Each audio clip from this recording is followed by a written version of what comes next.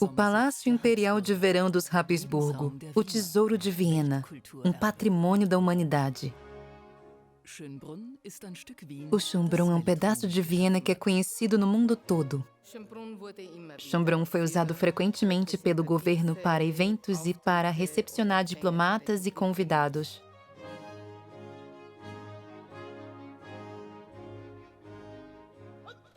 A guarda tem uma conexão especial com Schönbrunn e todos eles vivem próximos daqui.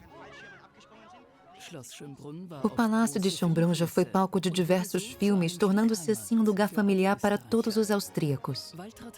A famosa atriz austríaca Waltraud Haas cresceu em Schönbrunn. Eu vim para cá com 6 anos de idade e o palácio foi também bombardeado. Schönbrunn se tornou um símbolo do renascimento da Áustria e hoje é um imã de turistas.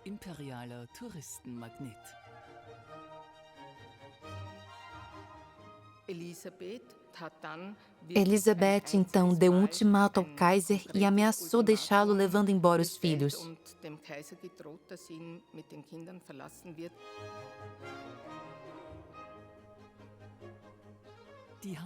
Durante séculos, os Habsburgo foram grandes incentivadores de uma maravilhosa arquitetura. Criaram coleções de plantas e animais raros e patrocinaram diversas formas de arte.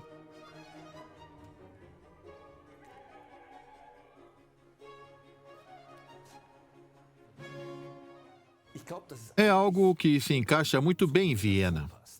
Se olharmos para outras grandes cidades com importância histórica equivalente à nossa, veremos que cada um tem algo similar a Schönbrunn, mas nada se iguala à beleza deste palácio.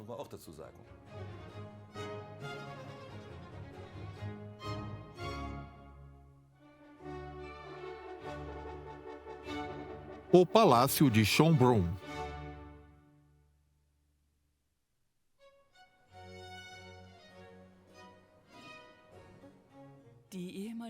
O dia na antiga residência de verão da realeza começa com preparativos para receber o fluxo de turistas.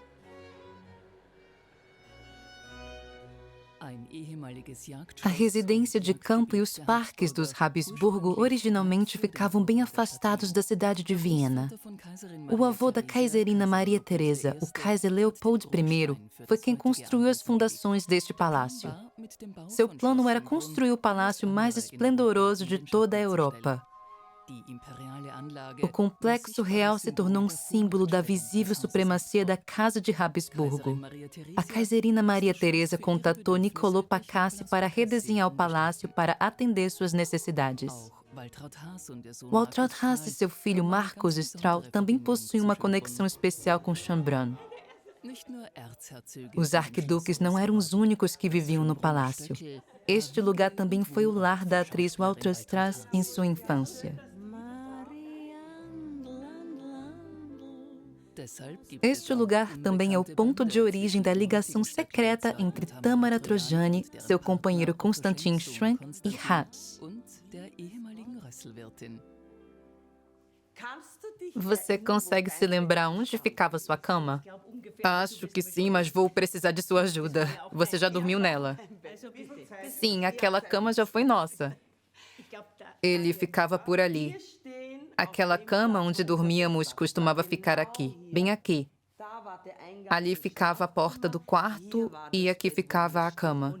O Kaiser nos visitava com frequência. Esse quarto foi atingido pelas bombas. A gente estava escondido no porão, dizendo, meu Deus, acho que acertaram um salão. E alguém falou, eles não acertaram um salão, eles acertaram seu quarto. Em 1945, o pátio e a ala central do palácio foram fortemente atingidos pelos bombardeios das forças aliadas. Por estar abrigando uma arma antiaérea, o Caramanchão também foi bastante danificado pelas bombas. Schönbrunn era o 13º distrito do setor controlado pelos ingleses. O castelo serviu como quartel-general para as forças ocupantes e também foi usado para os famosos desfiles militares. Esses espetáculos militares beneficentes tinham a participação de diversos soldados das forças aliadas. A arrecadação era revertida para atividades de lazer das crianças austríacas.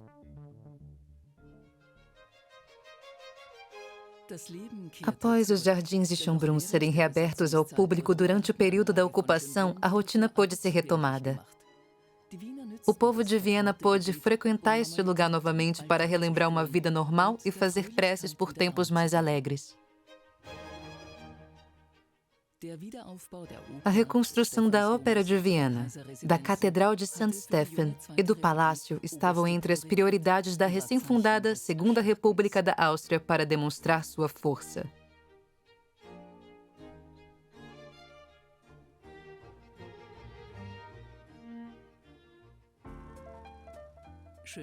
Schönbrunn não é apenas um palácio. Schönbrunn é um espaço vibrante, uma metrópole moderna. O comandante da guarda, o coronel Stefan Kirchbeiner, está chegando para a apresentação matinal. Bom dia. Como andam as coisas? Ótimo.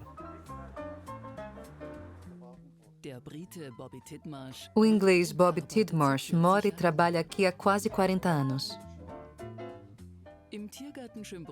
No zoológico de Schönbrunn, o responsável pelo habitat dos macacos, Fred Meyer, está dando início à sua rotina diária. Christina Hitzer-Hedilla é a dona do Teatro de Marionetes de Schönbrunn.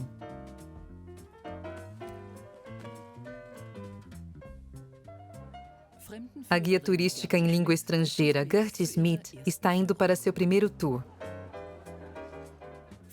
Variedade, diversidade e grandeza. Esses são os adjetivos das coisas que Schönbrunn tem a oferecer. Com a chegada do verão, o caramanchão nos lindos jardins de Schönbrunn foi reaberto. Durante a primeira metade do século XIX, havia um pequeno lago em Schönbrunn que era frequentado por banhistas e nadadores. Quando criança, Franz Joseph mencionou o lago em uma carta ao seu irmão. Após o fim da monarquia, o local foi usado pelos militares para aulas de nado. O local passou a ser bastante frequentado pelo exército. Em 1955, durante a ocupação inglesa, os soldados estrangeiros redescobriram o lago em Schönbrunn e passaram a usar esse espaço para seu lazer. Hoje, as piscinas externas de Schönbrunn são uma atração que fica ao ar livre e abre durante o verão e o outono.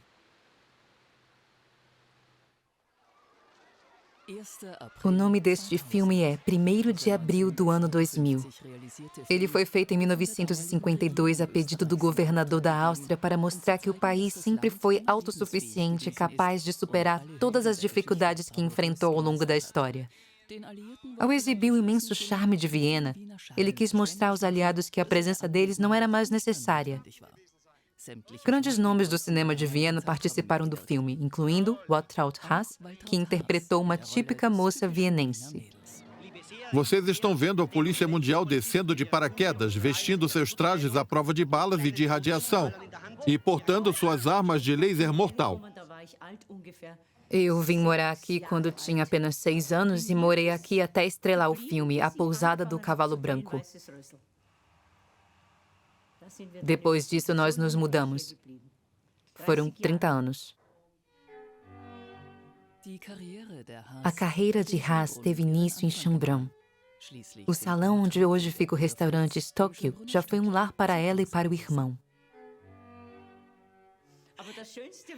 A melhor parte era quando os portões fechavam à noite.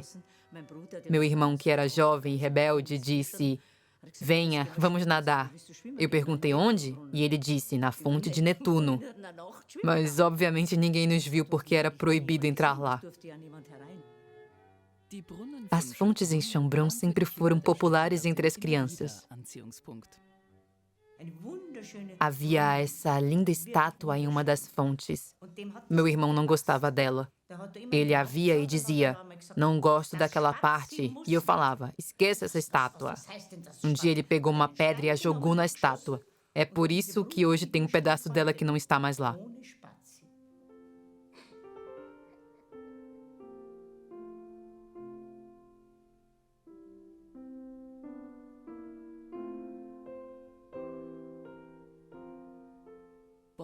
Bob Tidmarsh é, de certa forma, o coração de Schönbrunn. Ele realiza pesquisas em uma abordagem crítica, porém respeitosa, sobre a família Habsburgo. Ele dedica sua vida ao palácio e a todos seus visitantes. Eu não tenho formação como guia turístico ou historiador. A minha experiência vem dos meus 40 anos de serviço.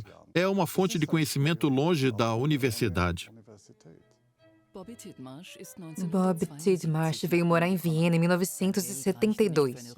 Ele não tinha dinheiro para voltar à Inglaterra e não conseguiu encontrar trabalho. Foi o Palácio de Schönbrunn que abriu para ele as portas para uma nova vida. Eu sou apaixonado pelo estilo Biedermeier. É por isso que ele está tão presente na minha casa. Ela é uma mistura do estilo austríaco com o inglês.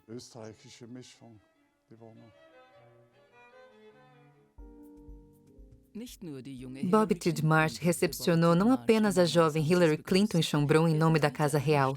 Ele acompanhou muitos outros convidados de Estado que visitaram o palácio. Eu trabalhei em mais de 50 recepções em visitas de Estado.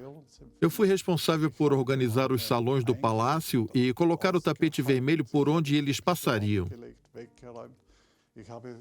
Eu realizei passeios especiais para pessoas que eu nunca teria conhecido de outra forma, pois eu venho de uma família de operários.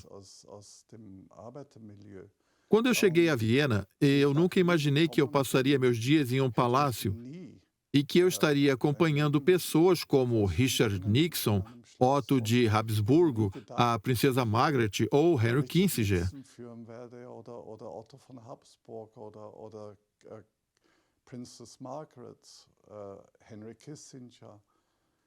A lista de pessoas que eu conheci e as quais tive o privilégio de acompanhar em passeios por aqui é enorme.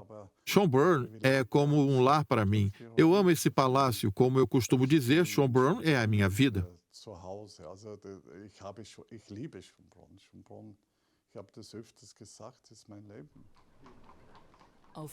Aqui no caminho para Hietzing é onde a guia turística Gertie, Bob e a proprietária do teatro de marionetes se encontram.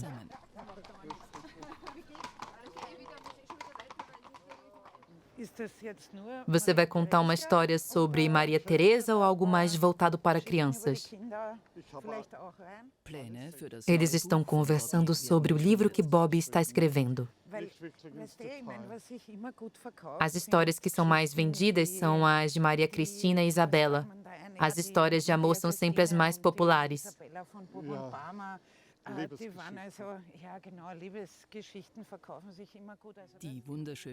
A linda arquiduquesa Maria Cristina era a única filha de Maria Teresa que pôde escolher seu próprio marido. A escolha dela foi o arquiduque Albert da Saxônia, o duque de Teschen. Isabela de Bourbon e Parma casou-se com um filho mais velho de Maria Teresa, Joseph II. O casamento foi uma decisão política. A missão desse casamento entre arqui-inimigos era de fortalecer essas duas dinastias. O casamento aconteceu no dia 6 de outubro de 1760 na Igreja Agostiniana de Viena. Por ter sido a filha favorita, Maria Cristina foi a única que pôde se casar com um homem que amava, o príncipe Albert da Saxônia e Teschen. Após isso, Maria Cristina desenvolveu uma relação especial com Isabela. E graças às cartas que foram trocadas entre elas e que foram preservadas até os dias atuais, foi possível identificar com clareza que essas duas mulheres desenvolveram um relacionamento homoafetivo.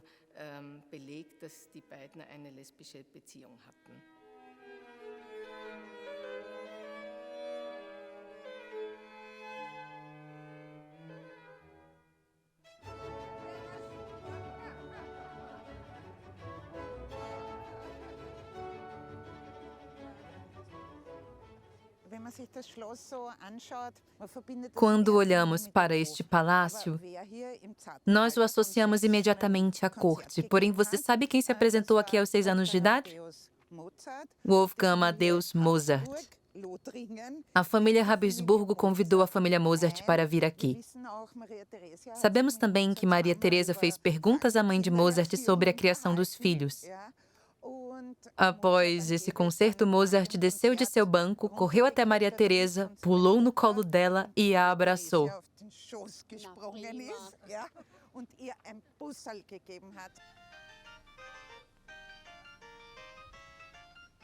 Quem é essa criança tocando cravo? Este é o jovem Mozart, Excelência.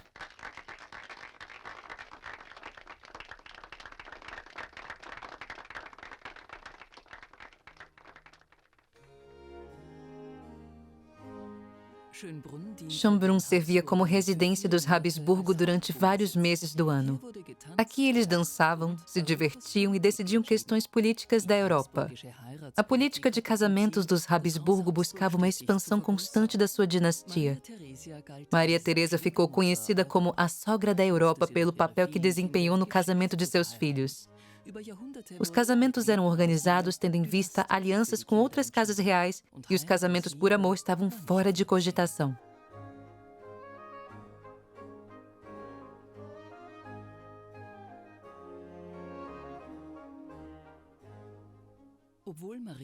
Apesar de Maria Teresa ser perdidamente apaixonada por seu marido, a quem ela apelidou de Ratinho, ela quase nunca levava em conta os sentimentos dos seus filhos. A exceção mais famosa onde o amor teve vez foi o casamento de Franz Joseph com sua prima Sissi. O jovem Kaiser conseguiu de alguma forma persuadir sua austera mãe a permitir que ele se casasse com a mulher que amava.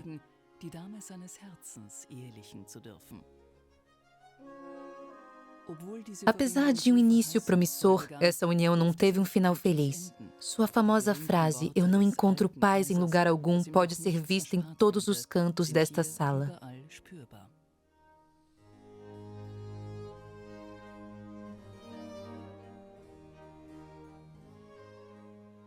Mesmo assim, Franz Joseph sempre manteve o bom humor.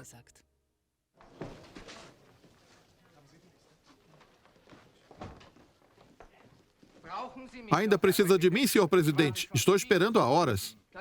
Pode ir para casa, Kaiser Franz Joseph. Você também, prefeito Luega. E você também. Ah, Sua Alteza, que bom que você veio. Estamos felizes por tê-la aqui. Claro, todos queremos ajudar. Porém, se não precisam mais de mim, eu vou para casa jantar. O que vai ser? Aspargo com manteiga e pão. Ah, A integridade, a coragem de expressar opiniões, o espírito de inovação e a perseverança deram à família Habsburgo forças para continuar seguindo adiante até os dias finais da monarquia.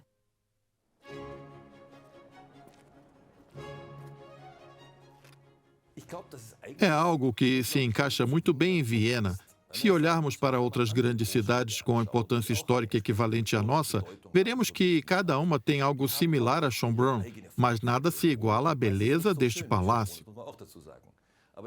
Para mim, Schönbrunn é quase o completo oposto do que é o Palácio de Hofburg. E Schönbrunn é um lugar bastante alegre e repleto de obras de arte, enquanto que o Palácio de Hofburg possui um ar bem mais pragmático, podemos dizer assim. É por essa razão, e também por sua importância histórica, que Schönbrunn se encaixa tão bem nessa cidade. Nós podemos encontrar traços de importância histórica desse palácio ainda nos dias de hoje, seja observando as águias de Napoleão ou as estátuas que foram parcialmente destruídas durante a Segunda Guerra Mundial. A história está presente e ela continua a se desenrolar neste lugar. Isto é algo que eu acho fantástico. A corte de Viena adotou regras e costumes rígidos derivados da corte espanhola. A educação ampla que os arquiduques recebiam desde a infância era uma tradição dos Habsburgo.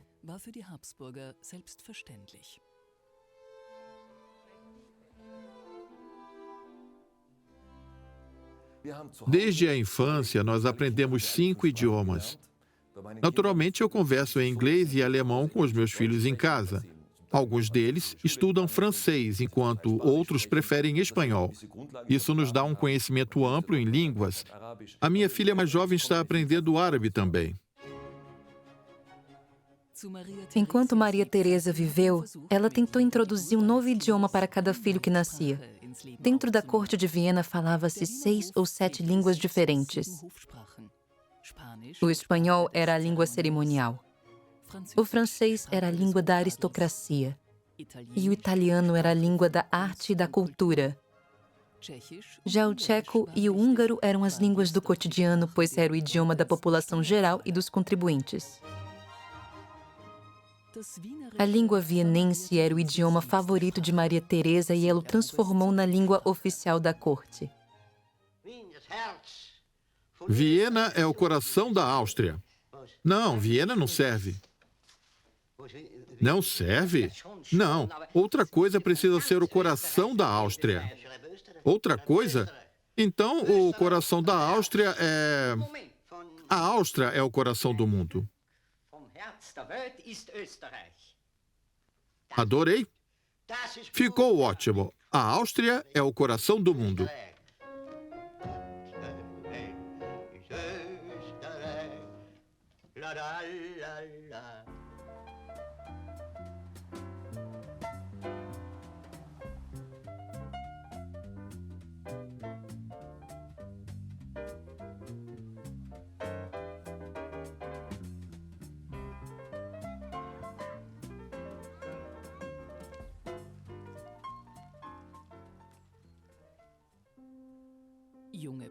O treinamento militar começava cedo, pois os jovens príncipes precisavam crescer rápido. Os exercícios militares eram elaborados e praticados neste campo. O príncipe herdeiro Rudolf precisava ficar ao lado dos canhões enquanto eles disparavam. Ele sofreu muito com esse treinamento. Elizabeth, que nunca esteve muito presente na vida cotidiana e na educação dos filhos, percebeu após retornar de uma viagem que seu filho havia mudado. Então ela deu um ultimato ao Kaiser e ameaçou deixá-lo levando embora os filhos. Ele acatou o pedido dela e arranjou novos professores.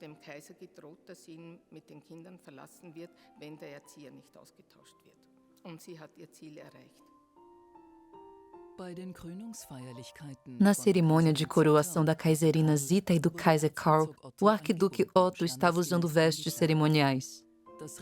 Representar a família imperial em eventos era um dever comum para as crianças da Casa Real. Esta carruagem foi feita nos estábulos de Schönbrunn em apenas 3 semanas para ser usada por Franz Joseph e seu irmão na comemoração do Natal de 1835.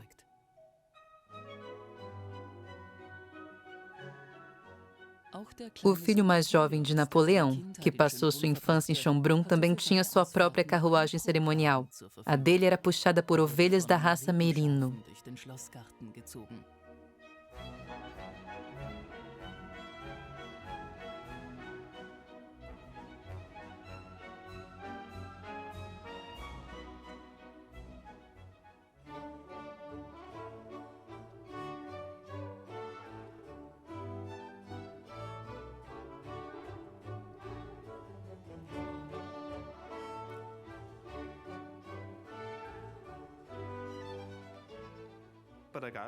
Os dias sempre são agitados para a guarda.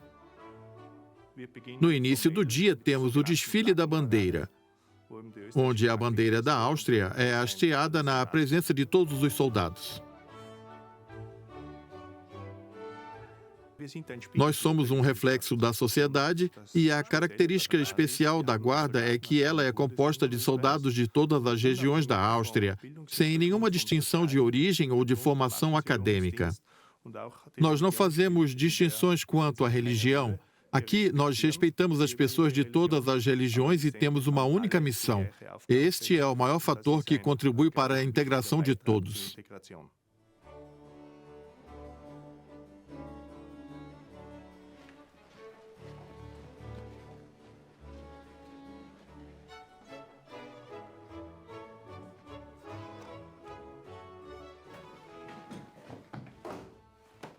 Coronel, bom dia.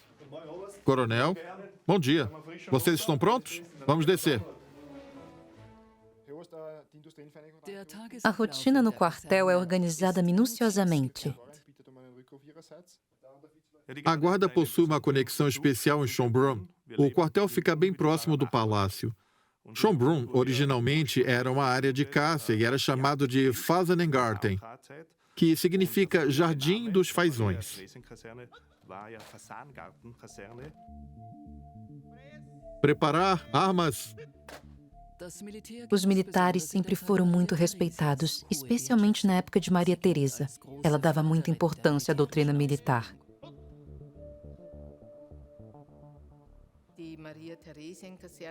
O quartel Maria Teresa foi nomeado em honra às reformas realizadas por Maria Teresa no exército. Esse nome não foi escolhido diretamente por ela. Apesar disso, a característica mais marcante deles continua sendo a mesma. A corda da guarda é um símbolo especial usado por todos aqui e que acabou se tornando o símbolo desta guarda. A guarda continua sendo a responsável por dar as boas-vindas oficiais em visitas de Estado e em cerimônias importantes como o representante da Áustria.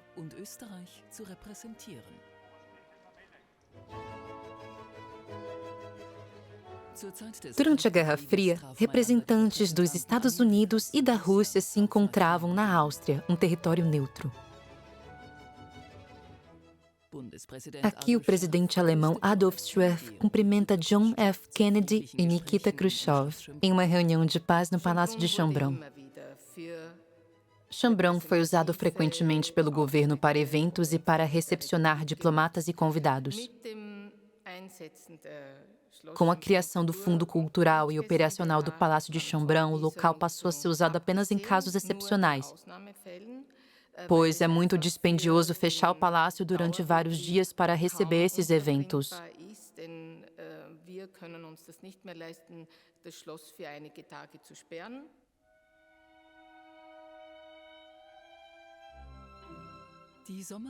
Este palácio de verão foi construído a mando do Kaiser Leopold I pelo famoso arquiteto Wischer von Lorch e foi a residência de verão favorita da família até a queda da monarquia.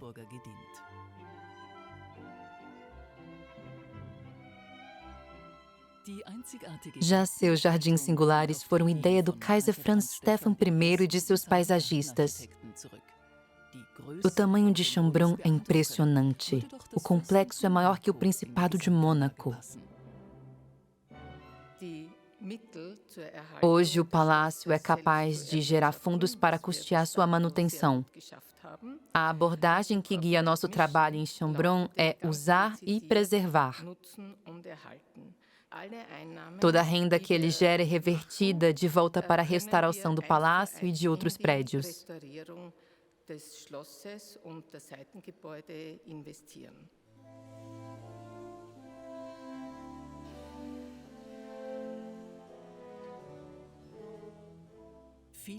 Há sempre uma demanda por mão de obra versátil e capacitada em todo o complexo do palácio.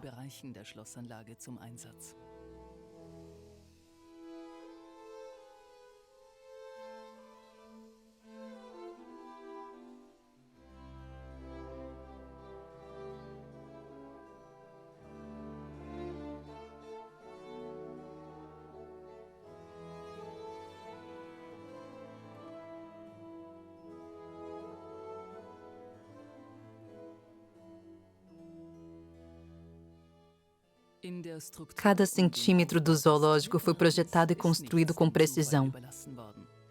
Todos os caminhos e construções estão localizados em pontos exatos em um mapa maçônico invisível. O Kaiser Franz Stephan era um botânico experiente e tinha um grande interesse pela ciência da simbologia dos números e pelas ciências da natureza. O interesse dos Kaisers pela fauna e flora foi herdado por diversas gerações. O Kaiser Franz Joseph criou alguns habitats para plantas e animais exóticos em prédios como a Casa das Palmeiras.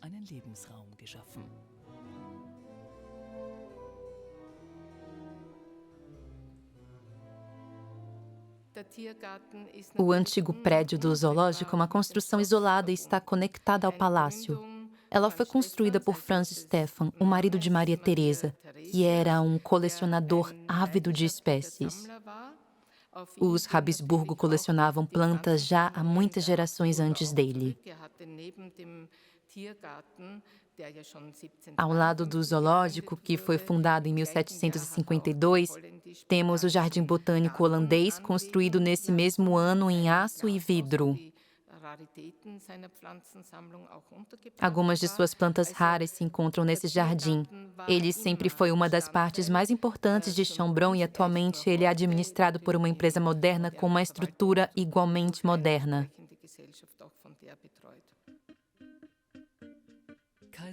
Esse zoológico trazia muita felicidade ao Kaiser Franz Joseph. Ele costumava visitá-lo 2 vezes por dia. Essa foi uma construção bastante moderna e singular para sua época. Fred Meyer é o encarregado de fornecer os melhores cuidados possíveis para esses animais. O cheiro não é muito agradável, porém a diferença entre mim e os Habsburgo é que eu me encarrego de acabar com isso, algo que eles não faziam.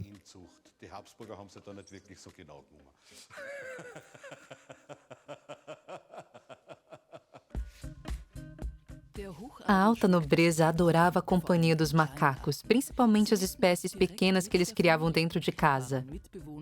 Eles faziam parte do dia a dia deles, assim como cães e gatos fazem parte do nosso. As espécies exóticas de macacos eram usadas como um símbolo de riqueza e requinte. Todos eles têm um nome. Nós damos aos macacos os nomes de figuras famosas de Schönbrunn, como Franz, ou nomes típicos da região de onde eles vieram, como este aqui, que tem o nome típico de Madagascar. Agora chega. Já acabou.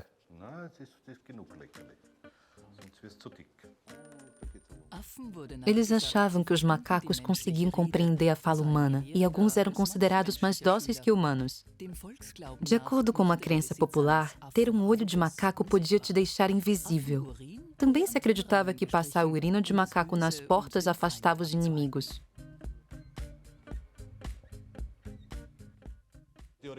O prédio original que temos aqui, a Casa Aberta, tem um estilo bastante autêntico. Podemos sentir a imponência imperial até os dias de hoje. Sua fachada tem a mesma aparência que tinha no passado e dá para ver o palácio daqui, algo que eu acho fantástico. É uma obra do período barroco, aberta ao público. É algo que nós não encontramos em qualquer lugar.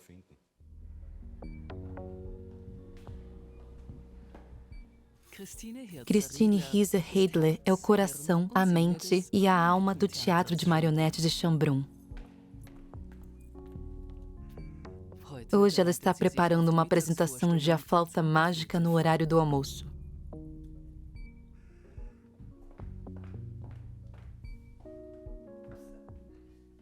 Nós viemos de Salzburg, onde as técnicas centenárias que usamos foram inventadas. Nós estávamos em busca de um local para nos apresentarmos. Estávamos à procura de um museu e, por sorte, encontramos Schönbrunn.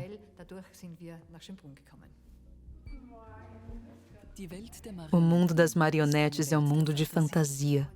Essa composição de Mozart é a mais popular do repertório diversificado oferecido aqui. Os ventrílocos são capazes de trazer bonecos à vida e expressarem sentimentos apenas puxando alguns fios.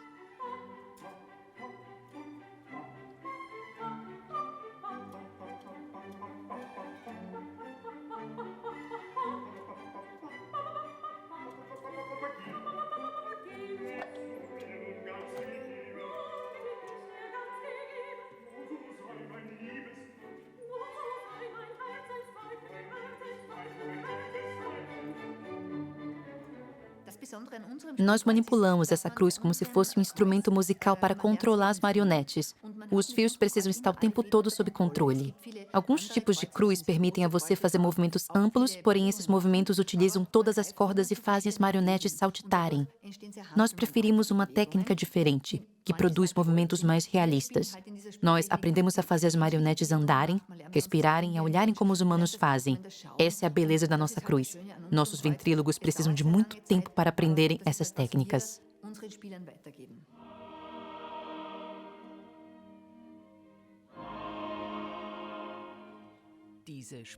Essa técnica se tornou um patrimônio imaterial da humanidade em 2015 e é encontrada somente em Salzburg e Schönbrunn. A Kaisarina Maria Teresa era uma amante do teatro e organizava regularmente apresentações, tanto humanas quanto de marionetes, para seus convidados. Os ventrílogos costumavam receber o dobro do que os atores de teatro recebiam.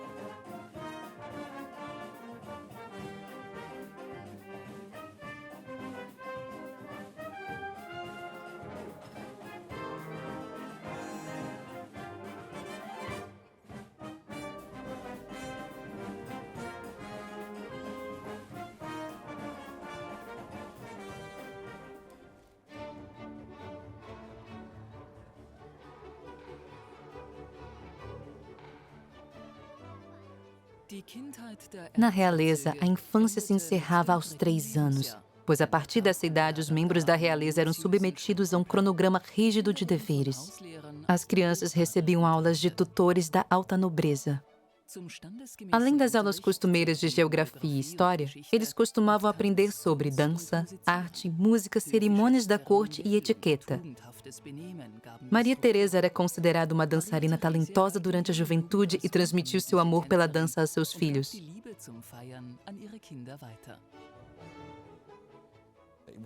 Preciso dizer que nunca fui adepto a nenhum tipo de dança e meus filhos também não. Acredito que eles não gostariam se eu sugerisse isso a eles. Naquela época, a motivação era a perpetuação dos elementos da sua história, o que também acontece nos dias de hoje. Aprender sobre sua história, a geografia de onde você mora e seu idioma, são coisas das quais nenhum de nós pode se esquivar se quisermos ter uma formação sólida e compreender todos os elementos que compõem a nossa cultura. Tudo isso se soma aos bons valores que, por sua vez, são determinados pela religião que você segue. Esses 4 pilares, geografia, história, língua e valores, são extremamente importantes e eu tenho tentado transmiti-los aos meus filhos com uma abordagem moderna.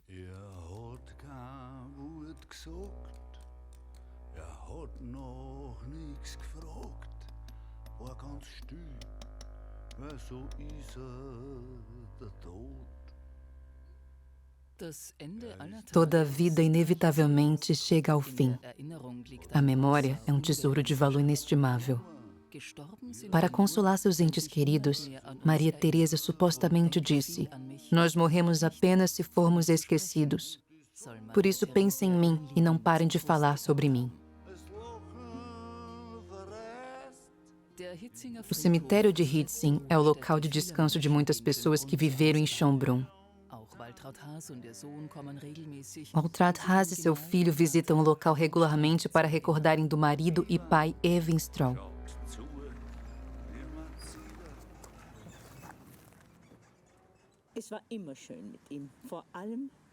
Ele sempre estava de bom humor. A gente tinha muita sorte de sermos ambos artistas, pois podíamos fazer ensaios em casa junto com nosso filho. A gente ensaiava até a apresentação ficar perfeita. Era maravilhoso trabalhar com ele.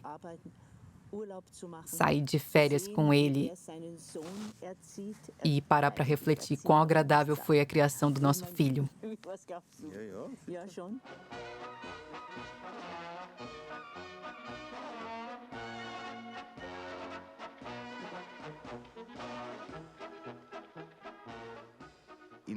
Neste aspecto, eu sinto que meu pai ainda está bastante presente entre nós.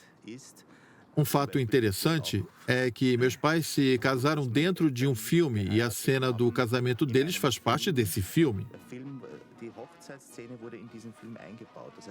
A filmagem de um casamento real foi usada para fazer um filme.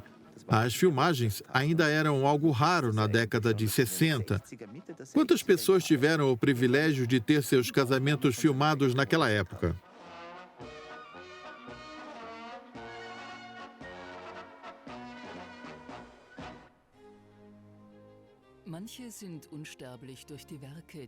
Algumas pessoas são imortalizadas pelo trabalho que fizeram, outras por sua personalidade incomparável, seu status social ou seus relacionamentos secretos.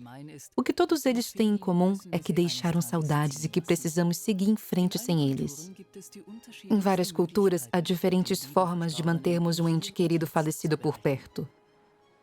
Em Viena existem os banquetes funerários, onde os mortos são lembrados por meio de comidas e bebidas.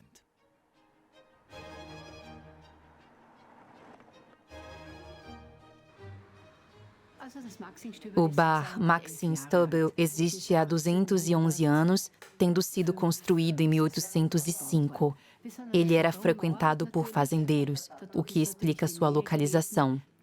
Katharina Schratt e o Kaiser Franz Joseph costumavam visitar este lugar. Johann Strauss também frequentava este bar, pois ele morava aqui perto, no número 18 da Rua Maxim. Ele tem sido uma parada obrigatória para todos que moram e trabalham aqui. Christine Schwenk é viúva e administra o lendário bar Maxim Stubel em memória de seu falecido marido. Ela é uma amiga de longa data da família Wanderer. Ao fim das visitas que eles fazem ao cemitério, eles sempre vêm aqui para conversar com a proprietária. Até recentemente, o sistema funerário de Viena era bem rígido e não permitia a retirada de urnas funerárias. Por favor, explique para os meus netos como você trouxe o seu marido para Viena. Meu marido disse, por favor, Christine, eu não quero ficar sozinho. Me leve para onde você for. No começo eu fiquei em dúvida, mas depois eu fui buscá-lo. Eu acabei entrando em uma disputa com o prefeito, pois ele disse que eu precisava marcar uma reunião e você já deve imaginar as coisas que eu falei para ele naquela reunião. Eu disse para ele fazer o que quisesse, contando que registrasse por escrito. Depois eu pensei em roubar meu marido, mas fiquei com medo da polícia. Eu coloquei uma bolsa e fiquei o tempo todo olhando para trás enquanto saía do crematório até chegar ao carro. Então eu o trouxe até Viena e hoje ele vive do lado da minha cama. Essa é a minha história. Eu fiquei triste por ele ter morrido, mas pelo menos agora ele não me perturba enquanto eu estou dormindo.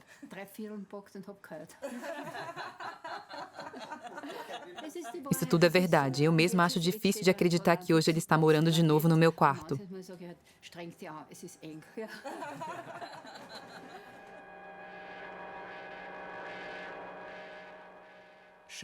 O local, Fonte Ehrenhof, no Palácio de Schönbrunn, o local de pouso dos alienígenas no filme 1º de abril do ano 2000.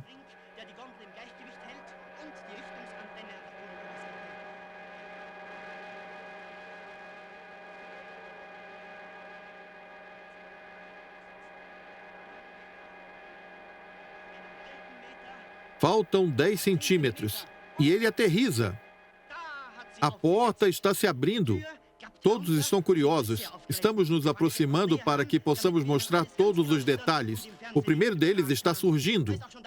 Parece uma espécie de policial espacial que está olhando ao seu redor com o raio da morte na sua mão.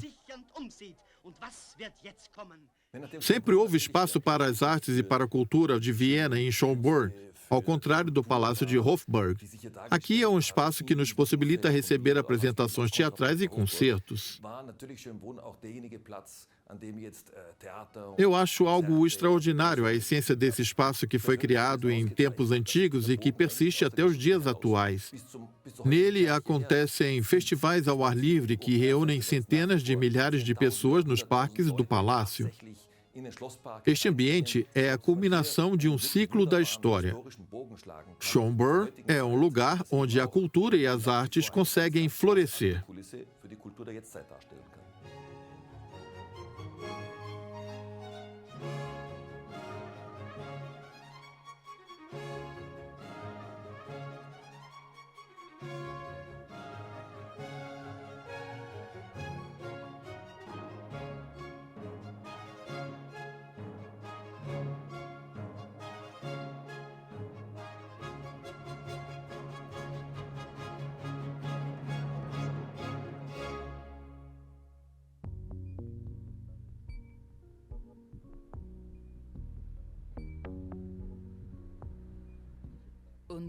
E mais uma vez, o dia se encerra em Chambron. Felizmente, ele estará aberto amanhã. Chambron abre todos os dias do ano.